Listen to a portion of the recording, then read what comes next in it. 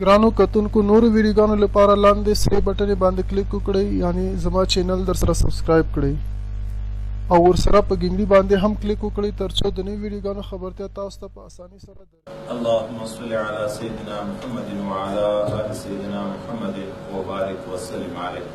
يا حضرت صلی الله علیه وسلم د خوراک کیفیت مخکې مو تاسو ویلې حضرت صلی الله علیه وسلم په درې سترګو مبارک چټلې دلته اوس دوه خبرې دي. اول روایت کې یرعق اصابعه ثلاثا ګوتې درې وارې چټلې دا چټل درې وارې دي او وروسته چې د هغه اضافت په شکل کېږي اصابعه ثلاثه درې سره ګوتې چټلې درې وارې چټلې خوراک عام عادتا په درې ګوتو کوو نو درې سره ګوتې بیا چټلې بیا چټلو کې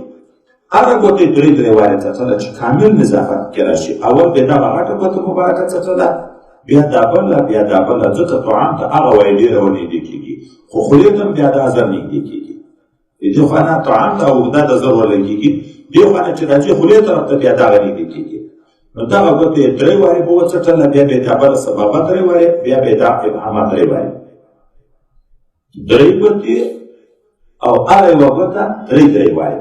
خو چټل په اخر کې چې مخکې مو خبره کړې وه په مابین کې چې چټل راشي نو کله بعضې خلک عیده د لاړو نه بیا په هغه ګډ خوراک کې نفرت کوي. دا بل روایت کې حضرت پیغمبر علیه السلام هغه ویل چې زه په تکیه خوراک نه کوم هغه مخکې خبره رامعاده شوه. د وروسته روایت کې حضرت صلی الله علیه وسلم به په دریو ګوتو خوراک کوو بیا به درې سره څټلې مخکې موږ تاسو ویلي وو چې برکت د طعام سړی نه د خبره چې په کوم جز کې ده نو ګوتې دې څټي هلته مو ورسره ویلي وو چې کاسه دې هم څټي هلته مو ویلي وو که چېرې ګولې نه شی ولوېده هغه دې هم اخلي خوري دې نه دې پرېږدي څه معلومه ده چې په کوم جز د طعام کې برکت ده خو فایدو ته اوس نور وګورو وایي کوم انسان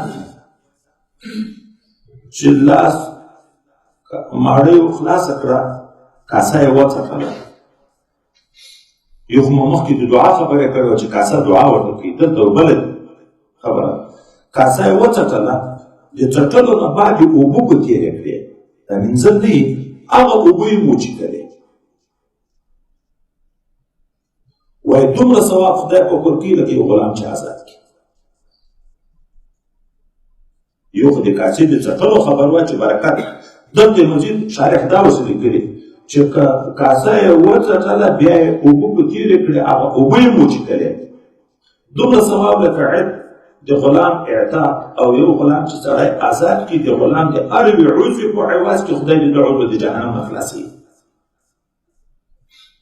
بل کوم انسان چې کاسه وڅټي خدای پاک به د دنیا او د آخرت غنا او مړښت نصیب کړي برکت به په طعام کې پیدا شي رزق کې پیدا شي که چا د خولې نه ګوله ولوېده لاس یې راپورته کړو زړی ولوېده دغه یې راواخیسته دې ته ویې څټل هم به غنا خدای نصیب کړي هم به اولاد خدای صبیح او ښایسته وګرځوي دی موږ داسې پښتنو کې یو کاسه نه یې وایي چې ویې څټې اولاد یې ښایسته راځي دغه ځای دلته کولی دی او لویه مهمه خبره پیدا یې بله اولاد خدای د حماقت او بېعقلي نه هم خلاصوي چې دی د الله د دغه نعمت قدرداني وکړي چې هغه یو زړی لویږي هم رااخلي یې خولې ته کوي نو خدای متعالي وایي هم اولاد کې د صباحت او ښایست راولي هم یې د بېعقلۍ نه محفوظ کوي د رزق د وسعت ذریعه ګرځي دی موږ اکثرو ځایو کې بېبرکتي کورو کې دایرو کې مدرسو کې دا وي دا د مړۍ د زړه سره احتیاط کوي او دا د بیا د بېبرکتۍ ذریعه ده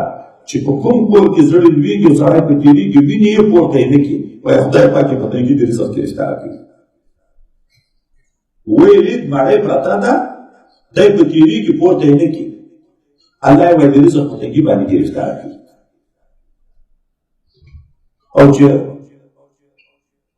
کاسه دې هم څټله او دا د ګوتو د څټلو دې هم لحاظ کوو د زړه دې هم لحاظ کوو غنا د دنیا او د آخرت خدای پاک سره ته نصیب کوي دا